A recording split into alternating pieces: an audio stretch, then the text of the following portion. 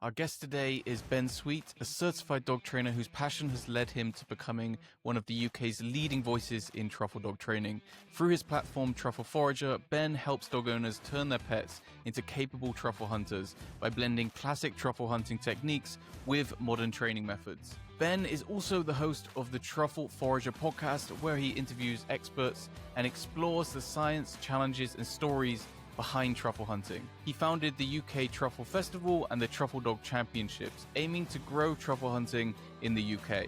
In this episode, we'll dig into Ben's journey, how he went from a low point during the pandemic to building a movement around truffle hunting, the toughest lessons he's learned while training his dog buddy, and his plans to bring more people into the world of fungi and scent work.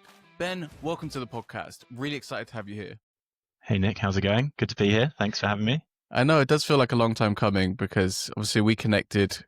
I was actually a fan of your podcast, and I think you were at the same time listening to my podcast. And then it was just a weird coincidence because for me, I don't know, for years and years and years, I've been kind of interested by the whole truffle hunting thing. And then when I realized there was a podcast on it, then I just ended up, finding your podcast and listening to all the episodes because there's not really a lot of information online. It's kind of hard to find information about truffle hunting stuff. So when I realized that you were doing that, I just kind of consumed all of it. Yeah, timing wise, you're right. I'm not sure. We were probably listening to each other's podcasts at the same time, and I'm not sure who reached out to who, but I think I was quite keen to get you on my podcast, so it's probably me reaching out to you. But yeah, and with regards to, I still think, I haven't actually done a search in a while, but I'm pretty sure it certainly was at the time, and I'm pretty sure it still might be the only specific truffle podcast in the world, which, talk about niche, right? So yeah, it's been fun. It's been a project of joy, that podcast, and so many good things have come out of it. But, it's one of those things that I wish I was much more consistent with and doing lots more, but I can't complain because it's been a pleasure to meet all those people, including yourself, on that podcast. And you'll probably know it's a nice excuse really to go and speak to the people that you're interested to learn from. You've had some big names on your podcast, and I'm like, wow, that's really cool. And so that's been a great way. And obviously in the beginning, I didn't really know much. I had a ton of enthusiasm. I think I'd probably just got my dog, or not long had my dog, and I was like, okay, cool, let's go and interview some people. But it does raise a bit of a conundrum, the whole secrecy thing shrouded in truffle hunting. You read any sort of books on it, like the whole mystique is like front and center, and lack of sharing, lack of knowledge, or if there is or was knowledge, it was maybe misleading knowledge. And so I guess, me and probably a few others now, like in this world of content creation and all this stuff that's, arguably needed to grow a sustainable, personally branded led business. You need to create content, you need to give information, but it does also, I have an ongoing conundrum in my head, like, I'm sharing all these secrets which previously weren't really known. And then ultimately, what does that mean for all the truffles that are out there? Are people going to be just like hoovering up all the truffles and all this sort of stuff? But generally speaking, it's been a real joy to do and to share. And, not to babble on too much, but like this last weekend, which I think you saw in our crop, we had just done an amazing event, which I don't think an event like that has been done before in the space of truffle hunting and people that are interested in training their dogs to hunt truffles. And, we did 2 days, 2 nights, 2 days or 3 days camping, wood fire cooking. And then the crux of the event was to take everyone to a known truffle woodland, so that for the beginners and the novices that were there, of about 20 people, some experienced, some beginners, it was like that crunch moment between, taking what they've been doing in training and then just helping them transition to the real thing. And that's often where I find a lot of people are stuck. So yeah, it's been cool, and it's been great because we've stayed connected since that time. And yeah, it's been good to spit far. So going back, what was it that first got you interested in truffles? Because it is quite a niche thing. It's not so a lot. I actually speak to a lot of people that don't even know what a truffle is. Yeah, truffle, it's a fungi, whatever the correct pronunciation is of that word. I'll probably get corrected. But it's a fungi. It's the fruiting body of a fungus, which kind of lives underground and has a web of fine threads that actually interlink with the tree roots. So they have a harmonious relationship with trees. They exchange minerals and whatever stuff, carbon and stuff, to the trees, and the tree releases sugars back to the fungus, and that's how the fungus spreads. When the fungus decides it wants to like reproduce, it then produces these blobs, these circular balls with black warty. There's lots of different species, and they all look slightly different, but they produce these truffles underground, which is a bit like if you think of an apple tree, the tree itself is the organism, and that is the fine webs underground of these, hardly visible to the naked eye, all these mycelial threads which interlink with the tree roots. They almost wrap around the fine tree roots, a bit like a glove on your fingers, to do that exchange of nutrients. And yeah, the truffle is just the apple, essentially, so the fruit of that organism. So the tree, apple in the tree, and then you've got the truffle and the mycelium web. And then if you think about,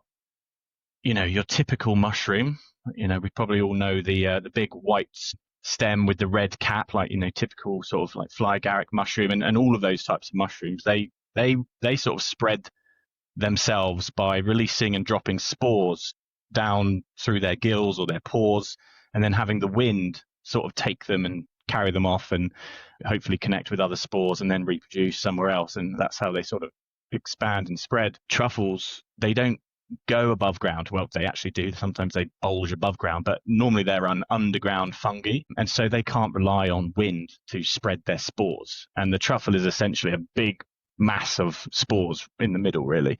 So what they do instead is they release an aroma, an intoxicating aroma to the right type of animals, and it's a mixture of animals, is right. It's not any. Well, I don't actually know if there's some mammals that don't eat them, but there's a mix of mammals that would eat them: squirrels, potentially rabbits, deer, but then also massively invertebrates as well. So lots of different types of insects would eat them and spread them and poo them out days and weeks later. And so that's how they emit their aroma. So that's kind of what a truffle is, and why we value it as a society is because of that aroma. It's when it's fresh and it's ripe, it depends what species you're talking about. They all have different characteristics, but when it's fresh and it's ripe, and it's just a very powerful yet compelling, delicious aroma paired with the right foods. So that's kind of what a truffle is. And yeah, that's my not very prepared answer as well. So there's probably more eloquent answers out there, but I think that hopefully gets the gist across. No, it's a little bit addictive, isn't it? Truffles, for me, I love the smell of them. I love the taste of them, and I think a lot of people are like that. They get hooked, right? Absolutely, yeah. So just the other side of that then is like, how did you first get interested in truffles? Yeah. So, I mean, growing up, I think my dad was the one who was initially interested in mushrooms, with multiple mushroom books on his shelf. And, common story, we would go out foraging for various wild foods and looking at mushrooms. And I would be at home flicking through his mushroom books, and as a young boy finding the ones that look like phallic objects very amusing and funny. But that memory sticks out at me. But we just sort of has made it part of life growing up. And then I just continue to forage for mushrooms because I'm a massive foodie as well. I think it's a very common story for people that have got into truffles. They were once a foodie, they were once a massive mushroom fan and forager. And then the real turning point I get, because I knew of truffles, but for me it was always a long distant, not very connected with reality for me, because I thought it happened in Italy, maybe France, and you need specific dogs, and there's a whole vault of information that the common person couldn't actually access. So it's never really on my radar. And then to shorten the story, during the pandemic in 2020, I had a bit of a life 180 with my business and life and all this sort of stuff, and was doing a lot of reflecting and what am I going to do next type of thing. And in that period of time, probably like a lot of people, I was doing a few YouTube binges, which was mixing from looking at loads of road bikes to cameras. But then I was also looking at foraging videos and all of these cool things, which I'm really interested in. And then I stumbled across a video. It was not a very good quality video, maybe a couple of minutes long. And it was of this old gentleman in the UK on a shaky little blurry camera, filming his little furry little, it looked like a cockapoo type of dog with a jacket, going through these light little woodlands, rustling through the leaves and just knocking up truffle after truffle after truffle after truffle in the UK. And that was, for me, that was the first moment when I realized, hold on a minute, you're telling me there's truffles that grow in the UK? And that was a big penny drop moment. And then I guess because I was in this life-changing moment and looking to, like, you know, start again, if you like, with the whole business thing, but probably a bit slower this time, and, you know, get a job, build some stability. But then what was I going to do next? And I was very keen to do something which followed my passions. My passions were really, you know, I have a marketing background. I am interested in marketing, but my other two big passions, other than food, is dogs and mushrooms. So I was like, okay, great. I can now combine those two together. I can probably go and record a better quality video than this guy. I just need a dog. I need to figure out how to train him.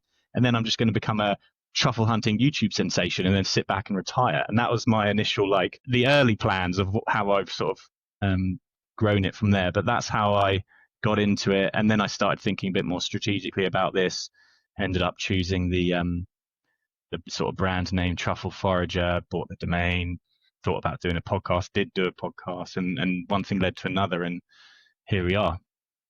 Where did you, once you decided that that was what you wanted to do, where did you kind of begin in your journey of training your dog to find truffles?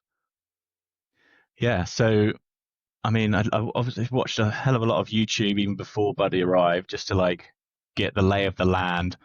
You know, I've done dog training before at a very, like, low level, like get involved with my parents' dogs and all these things, and reading a lot of stuff which now perhaps don't necessarily fully agree with and all this stuff. But then as you know, it's an absolute minefield out there of various different information, schools of thoughts and all this stuff. But some of the stuff that stuck out to me was, you know, building very good, strong foundations, not necessarily needing to rush into doing specific truffle scent work. But in my case, you know, and probably every case is different and every dog is different, but I definitely feel strongly about building those foundations to begin with. So first of all, I knew Buddy, my dog, he's now nearly 5 years old. He is a cross between a Hungarian Vizsla and a red Labrador working lab, and beautiful, beautiful looking boy, and, you know, a lot of high drive, and arguably it was quite easy to train because he had a real high food drive. And I put a lot of work into him early on, and because it was a pandemic, I was able to, and it was great.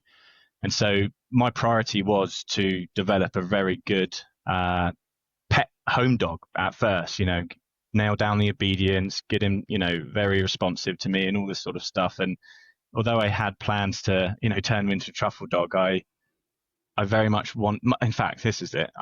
My underlying focus was to create a very confident dog.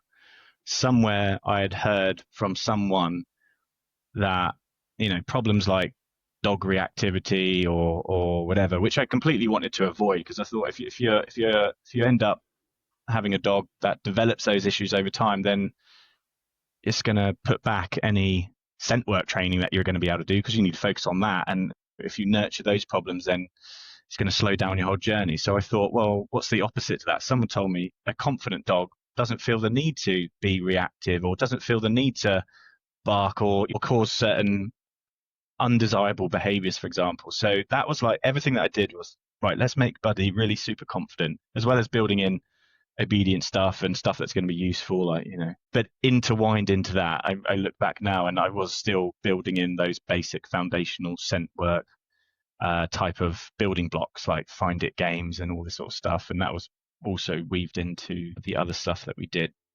Does that answer your question? So were you mentored by one person, or did you just kind of collect information from a lot of sources and then start putting things together yourself?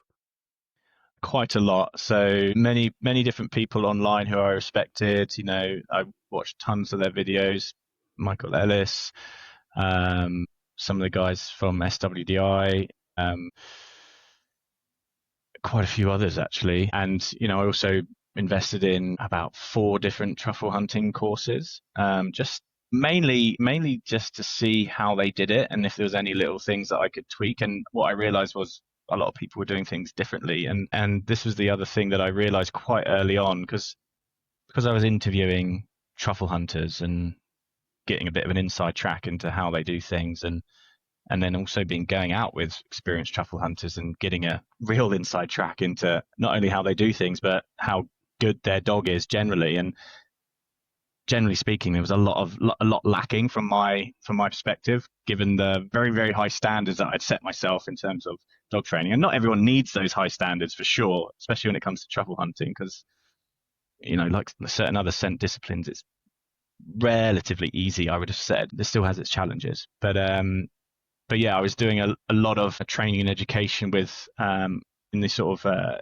canine professional detection world as well, who obviously they're a lot more, I say generalizing, but they have typically a lot more systematic approaches. A lot of stuff that they do is tweaked over time, but a lot of research has come in recently which maybe tweaks how they perform various different trainings. And I was just trying to pull bits of this stuff again and investing in quite a lot of programs over there as well.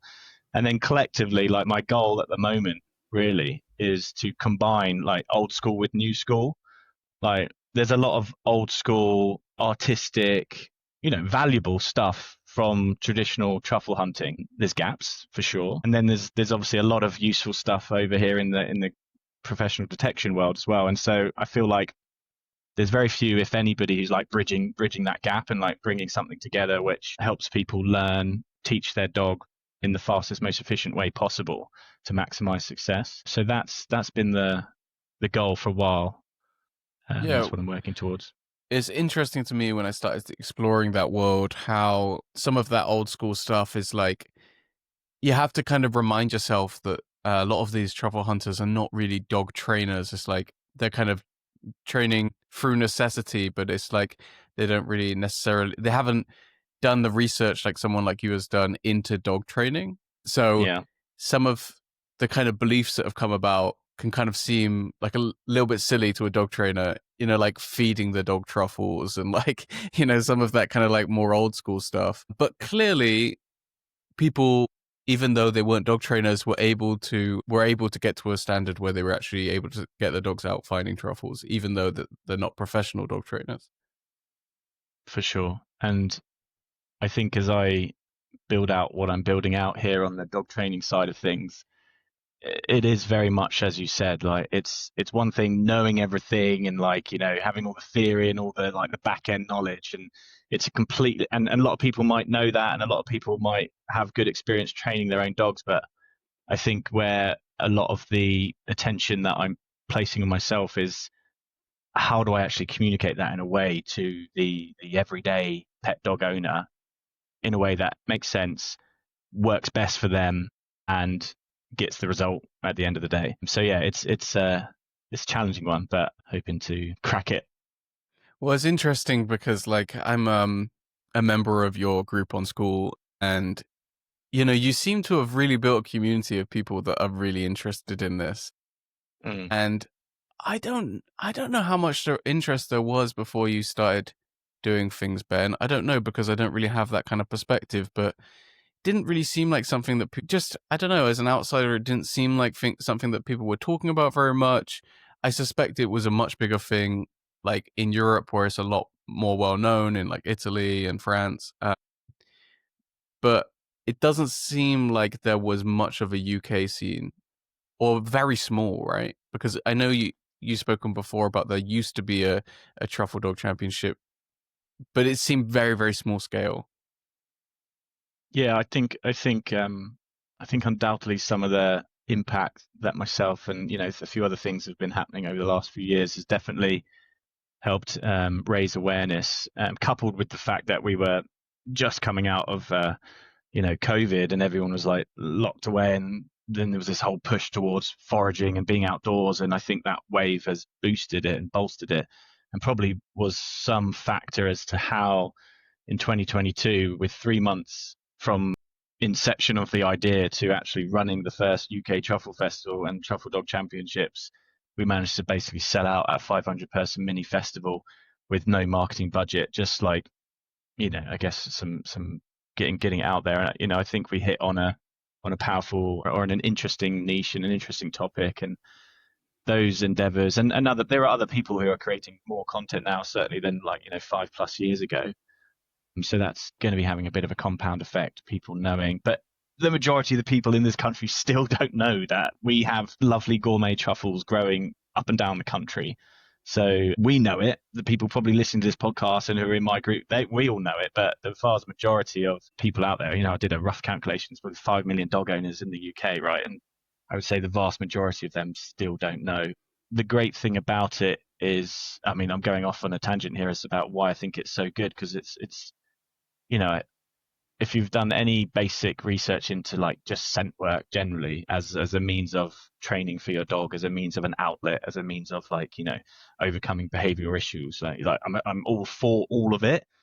And truffle dog training is just another form of essentially scent work for your dog, but coupled with the fact that you're out in nature, you're hunting for buried treasure, there's an ultimate goal at the end of it, and it's just amazing. But yeah, there were definitely people before I came on the scene doing stuff, but I guess perhaps not as vocally as perhaps I'm being. Well, I know that there are people that have obviously been selling UK truffles for quite a long time. There are like small businesses and stuff like that where people are selling UK truffles, and it seems like there are kind of two ways that I guess people tend to get truffles. One is they either have like a truffle farm, or I don't know if that's what you call it, a plantation, or the people that are going out there and actually like finding them a little bit more in the wild, right? Yeah, that's definitely going on. I think there are many more landowners wanting to even now get into planting truffles or truffle orchards or whatever you might want to call it on their land. And there obviously was a wave, I don't know, 15 plus years ago of people doing this. And a lot of those places, well, I say a lot, some of those places are now online and they're trying to turn a profit and make a business of it. But it's still not easy, right? There's one big player in this country, Wiltshire Truffle, Zach Frost, and I haven't actually met the guy. I would love to meet the guy, and I've heard he's lovely. But he's got a massive monopoly on the market as it relates to truffle selling and dealing. I think he supplies. I get the numbers wrong, but let's say I don't even know. I'm guessing these numbers. Let's say there's 20 3-star restaurant. London or the UK. I think he supplies 19 of them or 18 of them, something crazy like that, and all the other top ends as well. So it makes it hard, I think, for a regular truffle orchard to come in and I guess figure out how they're going to really monetize it, which is probably how they were initially sold the dream, I would imagine. There are definitely ways, but I imagine a lot of them are just selling to Zach or selling to whoever, which is cool. That maybe works. They should come to our festival then. Anyway, that will help get their name out and get promotion. But yeah, there are also, I guess that's one way. But then you've got the more under the radar wild truffle hunters. I obviously know a good few of them, but there's probably loads out there that, I say loads, I don't exactly know, because they probably keep it very quiet and very secret, and probably don't like what I'm doing by making a big song and dance about, oh, you can hunt truffles in this country and training people. That is another conversation maybe we talk about, because it does present a bit of a conundrum, right? But those guys would obviously be looking to hunt wild truffles and offload them either, I guess, directly to a wholesaler or to direct end user like a restaurant. But the thing that puts me off about that is, it puts a lot of pressure on you as the hunter, because you might think it sounds romantic, like, oh, I'm going to go hunting on the weekend. I'm going to go find loads of maybe I found half a kilo or a kilo. Great. Let me go and find who I'm going to sell to. Like that, you might get lucky and do that as a one-off, but if you're trying to make serious money out of it, you're going to end up having, buyers on your books, and those buyers / restaurants or whatever, they will put in a quota and they will ask for an amount at this time, at that time, and then suddenly the tables are reversed, and you as the hunter, you're under pressure now to deliver, and it kind of turns a passion hobby, which may be a bit of money on the side, into something that may not be as sexy as you thought. And it actually, in my head, I know that would cause me stress. But I guess some people probably still do that. I know they have done it in the past. Be definitely still doing it. But so that's super interesting to me, and I'd love to know more about it and speak to more people doing that. But it's still a secret world, I guess, especially for the people that have been doing it longer than I have. probably wanting me to shut up and not tell everyone that there are truffles in the UK. But I guess where I come at it from, and I'm still refining my thought process around this, is, yeah, there are truffles in the UK. There's a shed load that still stay in the ground every single year and, do their thing. But I think with the message that I'm putting out there and helping train people is a big sort of sustainability factor here as well. Like, how to hunt for these truffles in the right manner at the right times, when not to go hunting, when to go hunting, things that you can do with your lower quality truffles to, essentially help spread the spores, or all these sorts of things. The space that I don't want to get into, and this is more the conundrum, is making it very known that there are decent quality truffles in the UK, and then we get into a situation that has happened in many other European countries where it just becomes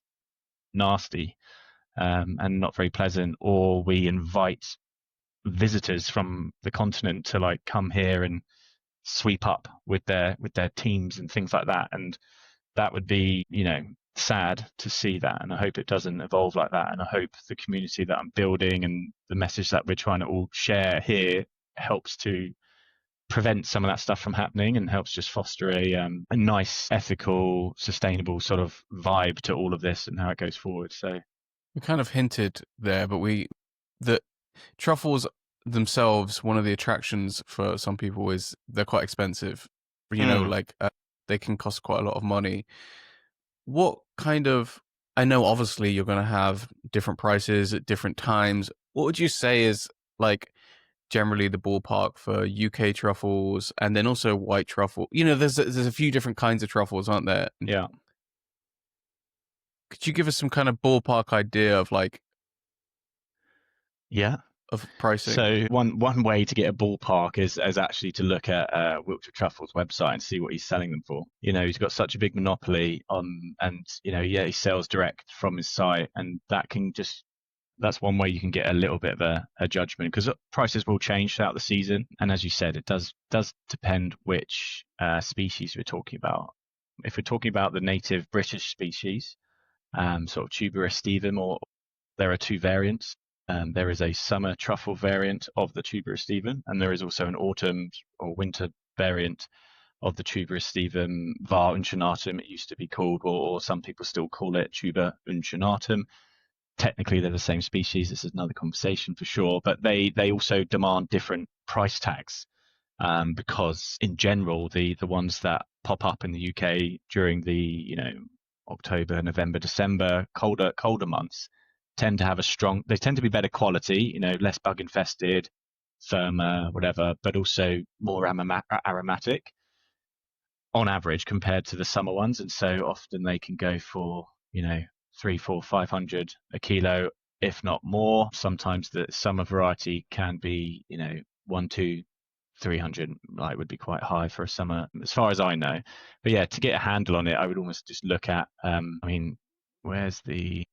so fresh English autumn truffles on Zach's website, Wiltshire Truffles, 100 grams right now, if you're to buy it on his site, is £85. So that's £850 per kilo is the current rate buying through his site. So it's a good estimator of where it is. After the festival in 22, we went round trying to sell some of the extra truffles that we had. And obviously prices depend on the year as well, and how much supply and demand, etc. And prices were quite high that year for autumn truffles, and we were looking to offload them for about £800 a kilo. I'd just gone to one restaurant and he had just bought 1.5 kilos for £1,150 or maybe even £1,200 a kilo, which is very high. But if we're talking about the white truffle, the Tuber magnatum, which can't really be cultivated anywhere, at least at scale, it grows wild in the continent, in Italy, and other countries in Europe. You're looking, in fact, let's look at Zach's website here. So he's currently got it at, what's that, £495 per 100 grams, so 5,000 per kilo for the white truffles. And I've seen it higher than that, 6, 7. And then when you get monster white truffles of those, they tend to be the absolute showstoppers. And we're talking ones that are, nearly a kilo or over a kilo. And then they tend to be, depending on the time of year, I guess, and I don't know the stories inside out, but they will tend to go to an auction or something, be auctioned off. And I'm not sure exactly, but one of the records is, was bought by a rich, wealthy dude in, I think, Macau. And I'm not sure if I'm far wrong by saying he paid like $350,000 or something for this truffle to be flown in and probably served up at a posh dinner party or something. So Right. yeah, they do demand a lot of money. So I guess, one factor that comes in, is like, what's a realistic find for someone, right? Because it's okay quoting the price for a kilo, but if it takes you a year to find a kilo, like maybe that's not so relevant. So like, was it realistically, what kind of quantity are people generally finding? I mean, I guess that depends, right? It depends on who we're talking about. Are we talking about a complete beginner and they're just in the beginnings of finding their first truffles and they've gone to an average woodland, or it's a hard one to say. You could go to one woodland, you could have a decent dog and pull in a couple of kilos, on a good day quite quickly. But I think generally for the majority of people in my community who have been able to crack the code and hunt truffles, maybe they come out with a few hundred grams if they're lucky. Again, it depends, because a lot of this all depends on. It comes back to the training. It also comes back to the dog, and it also comes back to the physical agility of the handler, right? I'm fairly young and fit. I could go all day. I could go up and down mountains. So I have that as an advantage. And so's Buddy. He's pretty much like, he can pretty much do anything. And so that gives us an advantage because we can go out longer and go over, more terrain. And I always think that's a tick. Whereas, if you're talking about people that are getting into this and as a retirement hobby and they've got their older dog, and, they're going to be a bit more limited as to where they can even consider going hunting for any length of time. And then they probably wouldn't want to hunt for longer than, certainly not for longer than their dog is interested to hunt. Otherwise, you're then just, diminishing marginal returns. Your dog will start to probably fall out of love with the game, right? I don't know if that answers your question. It's a hard one. Yeah, no. What was the most you've ever found in a day? Probably about a kilo. Yeah. Yeah, so nothing crazy. When I went out with you, you found a lot. I don't know how much that was, but that was a lot. I think that was only about, it was somewhere in the region of 500 or 600 grams, I think, from memory. I think I've got a picture I could probably find out. The other thing as well is like quality of the truffle, right? Dirty weight, you might weigh it straight after you've come out, and maybe let's say you've got a kilo. But depending on the quality of those truffles, particularly on the time of year, like, they could be infested with bugs, they could have maggots in them, and so they could be squidgy on some sides. And so, to actually get your quality truffle weight after that, you might not be looking at a kilo. But I think that's also a good practice as well, that, things that I've learned from other friends, Julie and her husband Yanis, and all these other professional hunters who have this knowledge, is it's a bit cheeky to just offload and sell wholesale truffles in the middle of a season where perhaps truffle quality is not guaranteed, because then you're actually selling truffles where, the middle of one of those truffles could be completely rotten and things like that, or which could have been identified prior to actually selling through a process of just like quality control and, cutting away the soft bits and the bits that would essentially make that truffle go rotten sooner. Yes, you might not have your pretty, beautiful, black, shiny truffle, but when you do get those and they're whole and entire, like, that's why they demand a higher price. And there's different gradings of truffles and pricings and things like that. Let's talk a little bit about where they're found. Obviously we've been talking about a lot about the UK, but a lot of people will listen to this podcast, especially a lot of Americans as well. Do you have to? So maybe let's talk a little bit about range. Where can people find truffles? All over the world. And I'll caveat everything that I say with, I still don't know a lot. There's still so much to know, to learn. But yeah, they can be found all over the world, in places in America and Pacific Northwest, and probably other parts of the country as well. Again, it all depends on what species we're talking about, because there'll be different species in different parts of the world, but they're all found across Asia and China. They've now been, I'm not sure if, I imagine there were native truffles of a kind in places like Australia, Not 100% sure about New Zealand, but I imagine there must be. But those two hubs have now become big for cultivated truffles, like huge, like have really invested heavily over the last decades into truffle cultivation. So there's a massive, high quality load of truffles coming out of those two countries. And it's great because it allows because they predominantly would probably grow the tuber melanosporum, the black winter truffle, the second highest priced truffle. And the season of when they become available out in Australia and New Zealand is almost completely counter opposite to when they would be available here in Europe and Spain and France and things like that. So it's pretty cool what they've done out there. But yeah, they can be found in a lot of different countries. And throughout the UK as well, not just in a certain part. Throughout the UK, yeah.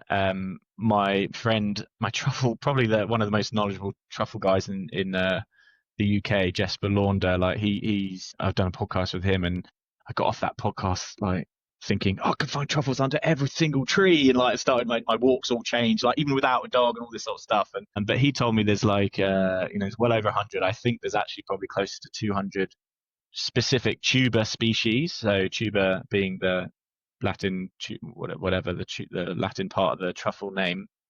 But I think there's over 200 or close to. But of the ones we would want to find to eat, there's a small handful, like maybe 2 or 3 really. But yeah, they can grow up and down the country. They tend to like certain soil acidity or alkalinity. So the ones that we've been talking about today, that for the UK, the autumn truffles, they tend to like pHs of somewhere in the region of 7.3 to 7.89, whatever, somewhere around there, like not acidic soils basically. Although they still find exceptions to the rule on occasion, and they tend to associate with certain different trees. Hornbeam beech is a very popular tree for a lot of these truffles in the UK. And yeah, you can find those types of woodlands across the country. Whether they all have truffles in is not 100% known. I didn't think they grew up in Scotland wild, but I've just been chatting to people today, or not today, but the other week, who said they have a contact up there who's finding kilos wild in Scotland somewhere, which is not super surprising, but yeah, it's mad. You spoke a little bit earlier about the secrecy and how people might not be happy at you because you kind of do talk a lot more about this. Have you had anyone get angry at you? No. No one's sort of said anything or confronted me. They're welcome to, and I will probably happily agree with a lot of they say. I don't know. It's an interesting one. My head's still not super made up about it, because obviously what I wouldn't want to do is be the spark that lights a fire that brings it all down. Do you know what I mean? Or makes it not a nice situation, because the horror stories that you hear on the continent, it's just devastating. I don't know what the future's going to look like. I can't imagine that happening, but we never say never. There is very much a grey area at the moment as well, truffle hunting in the, I'm certainly not the authority to speak on the ins and outs of this for sure. I think that even if you just look at and this might be wrong, but if you just look at like the rules around foraging in general in public space where you can forage, I'm pretty sure there's a rule around like, not being able to uproot anything.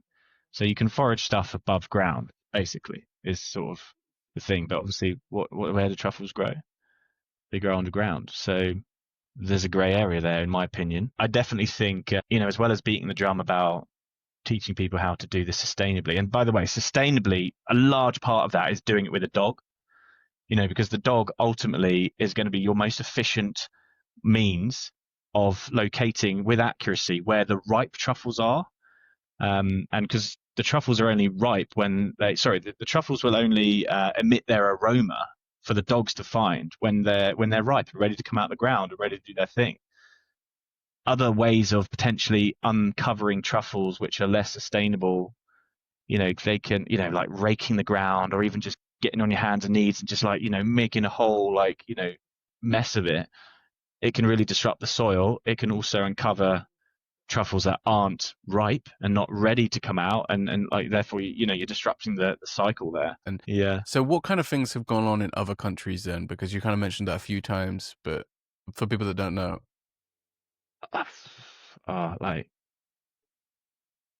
killing people's dogs, stealing people's dogs. And this is all like, stemmed from like, turf wars, basically,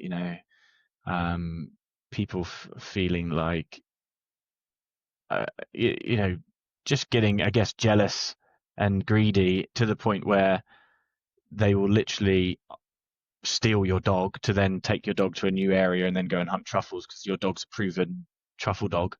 Um, and I've just been rereading the book Truffle Underground, and there's a couple of chapters in here specifically. It's a fantastic book, by the way, if you're interested in this subject, Truffle Underground, or maybe Underworld, something like that. But yeah, there's a whole section there on the poisonings, and it talks about, the police in Italy, for example, like trying to get on top of it, but it's a hard thing for them to get on top of. And then when they get on top of something, then the way that these dogs, let's say they're being poisoned with something like, you know, poisoned sausage meat on the floor.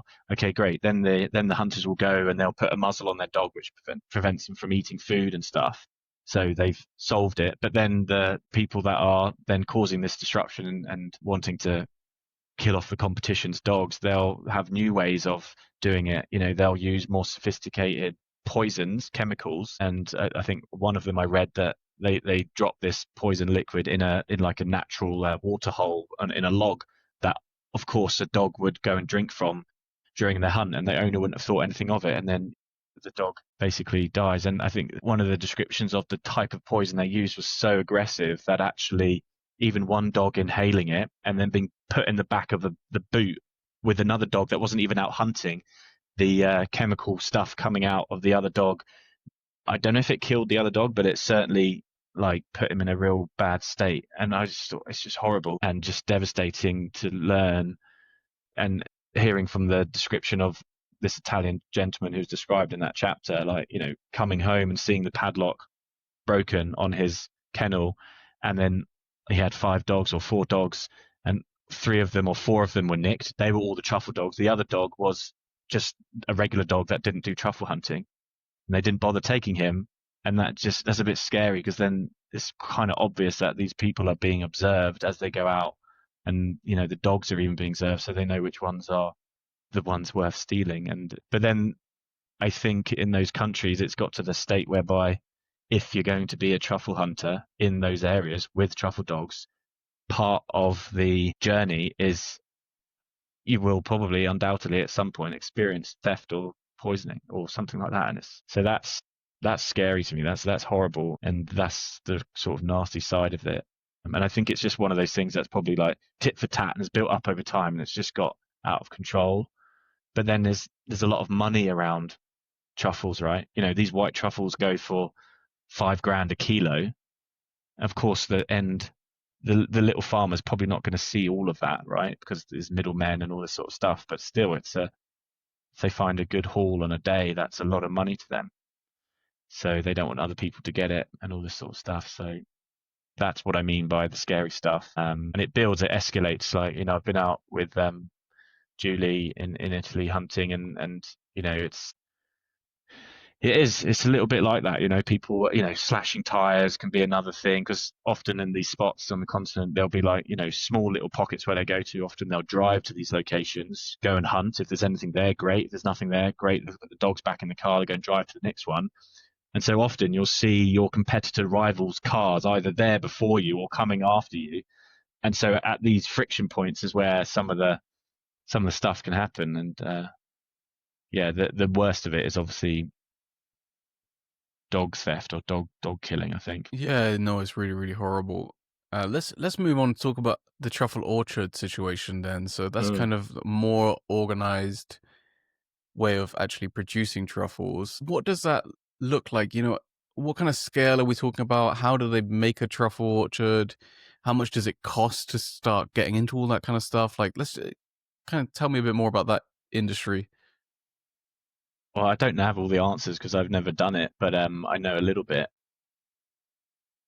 So again, it depends what species and where we're talking, because there'll be different techniques for different species, and there'll be different techniques for the same species in different countries, for example. trying to grow the tuber melanosporum here in the UK, the techniques would be quite different. Even the trees would be different than how they would grow them in an orchard in France or Spain. All the details about that, obviously, I don't have all the answers to. But if you're in the UK, if you're a landowner, I guess the starting point is, well, what land have you got? Like, what is the actual soil like? What's the pH? Is it favorable to the species you're looking to grow? If it is, great. You probably don't have to do much to the soil. But if it isn't, if it is, say, like it's acidic, you would want to change that, like artificially change it by dumping tons of, depending how big you're talking, dumping tons of lime. And mixing that into the soil, that just raises the pH level. And you may need to, over time, even when the trees are planted, to keep adding more lime, because ultimately I'm guessing it gets washed away, or it returns back to its natural acidity if you left it. But I literally just spoke to a truffle orchard owner who's wanting me to come up and sniff his land with Buddy, and he's going into his 8th year now, and every year he's just dumped a ton of lime on his orchard. He's got 650 trees or something. So, that's a decent little hobbyist plus scale, someone who's got a bit of land, a bit of money. What kind of what's the yeah. size of the land for 650 trees? Do you know? Have you been there yet? No, I'm going there in a couple of weeks. It's probably different rules of thumb, like, as to how many trees you plant in a certain space, how far apart are they, etc., etc. And again, this is getting into like, people's got, oh, you must do it this way versus, oh, you do it this way. But on average, you're probably going to have your trees spaced 1.5 meters, probably up to like 3 meters apart, I would guess. And so per hectare, if I'm not mistaken on my sizes and numbers here, like I think a rough average is 300 to 500 trees per hectare. That may be fairly, I mean, I could probably get this completely wrong, but I think generally speaking, that's ballpark for like your average orchard, at least of what I've seen seeing many orchards in France. But having said that, I think, I was recently invited to go to a very big scale, highly advanced orchard in France, which has, they've planted 21 hectares at the moment out of their 80 hectares planned to plant. Their trees are about 7 years old at the moment. But they've got a different technique, which allows them to plant their trees much tighter packed. And they essentially keep the trees small, a bit like a bonsai tree you would keep small by pruning it specifically. And so that actually allows you to condense. They have 1,800 to 2,000 trees per hectare, almost 2 or 3 times the amount of trees. The theory being more trees, more roots, more truffles. And also the theory being keeping these trees small and contained and pruned, like it impacts how much water you need to put on the land. It impacts also the ratio of sugars to roots and hormones and all these sort of things coming out to maximize truffle production over the long term. There's all these things, right? But then I know there's other places that have a slightly different approach, and they're still pulling out good truffles out of the ground. So I did wonder about that because is it Paul Thomas that did he got some press around the fact that he had planted the hedge and got truffles from a hedge. And then that did make me think, do you need to have a whole tree in order to produce truffles? It seems not. And then which is more efficient? But it seems like there's just still so many questions right now.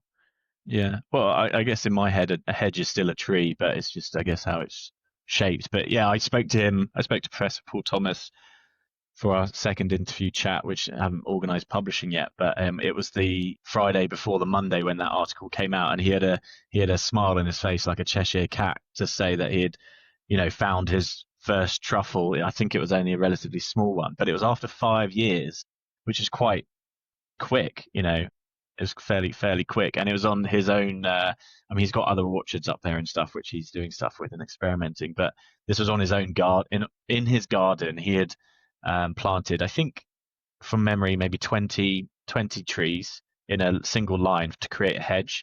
And he had also added lime to the soil at about, I think he said maybe 0.5 meter either side of the tree going up a row.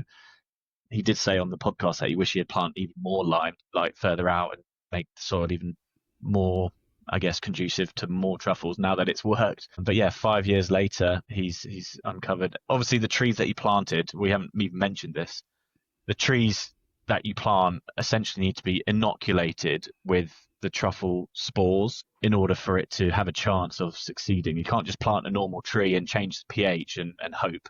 It has to have the partner fungus host wrapped around the tree. And a crude way of explaining how they do that is, you chuck some truffles, put them in a blender, make a truffle puree or milkshake, and then essentially dip the roots in there. That's probably definitely not how the professionals do it. They've probably got some way more advanced techniques, but essentially that's kind of a rough way of thinking about how you would do it if you were doing it solo, or if you're buying these trees from someone like Paul or another truffle tree grower. Like, they will have already done this prep in probably a more sterile environment to avoid there was no, or to confirm or even to certify that there was no contaminants within that tree's root system, so that when you put it into the ground, you've got some confidence that it will work. Because some of the greatest risks to that not working is contamination. It's competing fungi or whatever it is coming in and basically kicking out the fungus you want to promote over the years, and then making those trees not viable. Was he also speculating that might be more efficient, or not really? What would be more efficient? Like Sorry. truffle hedges as opposed to like full grown trees? I don't know. Okay. No. He had to look like I wasn't supposed to ask that question. No, not at all. I just don't think I ever asked him that question. It's not something that came up.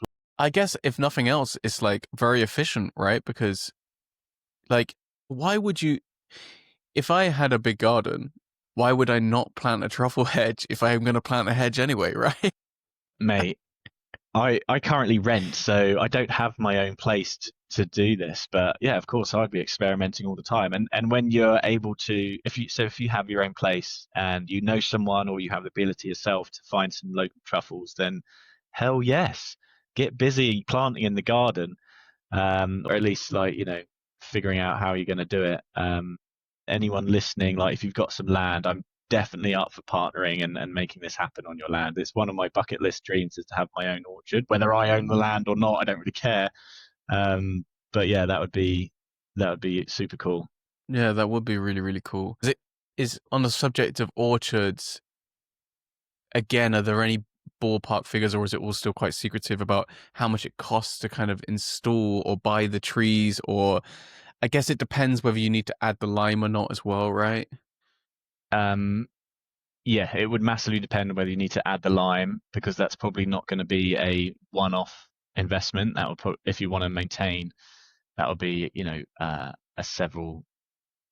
You'd be doing that multiple times throughout the initial period when those truffles are growing. And I guess Paul would say that they can take about 6 years. In my experience, speaking to other hunters who hunt on orchards, sometimes it could be more like 8, 9, 10 years, even more than that sometimes, and it all depends. But yeah, the exact cost of a truffle tree these days, I don't know. I did know, but I just don't have the answer off the top of my head. For example, like, what would Paul charge for a tree?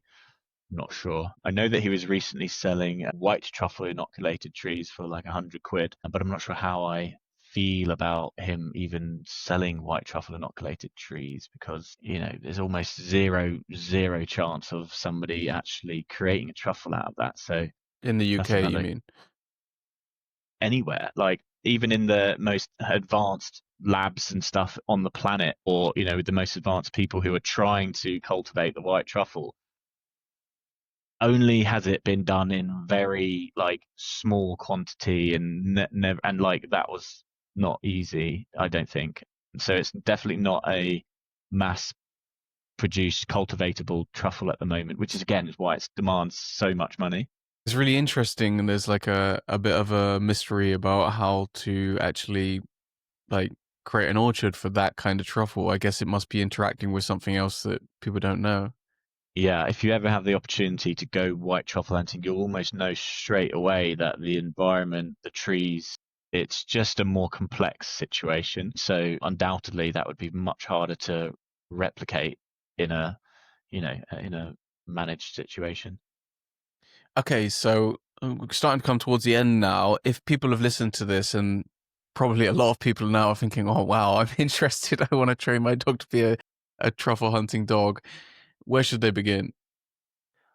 Yeah, I mean, you mentioned our school group. So I've got a community online called the Truffle Dog Club. At the moment, it's free to join, maybe free forever, I'm not sure, but there will be other options for more advanced training later on. But that is I mean, it's been one of the best things I've ever done. It's been going about a year now, got about 300 people in there. And yeah, I'm adding a lot of value, but the value from it is coming from a lot of the other members who are on different stages of the journey. Some of them right at the beginning, some of them already been hunting for years, and it's great. And if anyone doesn't know about it, because obviously you've got really good dog training community on school as well. The reason why I moved there, well, I didn't even move there. I started there is because it's not a social media platform. It is not a Facebook group.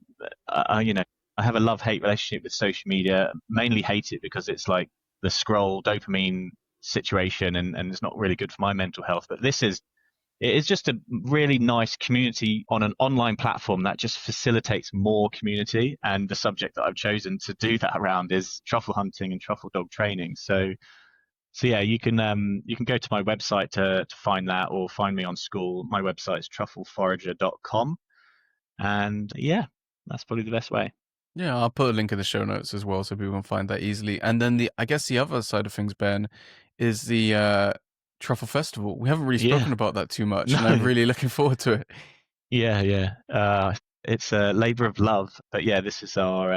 We didn't do it last year because we welcomed our son Leonard into the world and almost took a hiatus on running the UK Truffle Festival. But yeah, there wasn't a Truffle Festival in the UK when we started it, and so it's just been nice to bring people together to celebrate truffles, dogs, food, and we also host the Truffle Dog Championships there as well. So it's like two events in one. And yeah, just busy spending my evenings and any free time that I can organising this with my fiance Danny. And yeah, it's a nice little mini festival in the West Sussex on the 15th of November 2025. And it's an annual thing as well. So if you're listening to this in the future, check it out. Are the tickets still available, Ben? There are tickets still available for this year. Yeah. Fantastic. Super. Is there anything else? Have we kind of touched on everything, or was there anything else that you wanted to kind of plug or talk about or anything like that? No, I'm good. Right, cool. I'm good. Yeah. Covered all bases. Thank you. Yeah. Covered all bases. Yeah. Been nice to chat. And I don't know if we said this, but this is my very first podcast interview where I've been interviewed. So I feel very grateful that it was you doing it. So thanks. I appreciate that, and I'm very sure that it won't be the last one. I'm pretty sure that a lot of other podcasts. I don't know about you, Ben, because I know you have podcasts too, but sometimes I find my best guests when I am listening to other people's podcasts, and then they'll have a really good episode, and I'm like, oh man, I need to reach out to that person because that person's a great guest. So I'm sure it won't be your last, but there's lots more to untap in the mysterious world of truffles. Yeah, could have kept going. Good talking to you, Ben.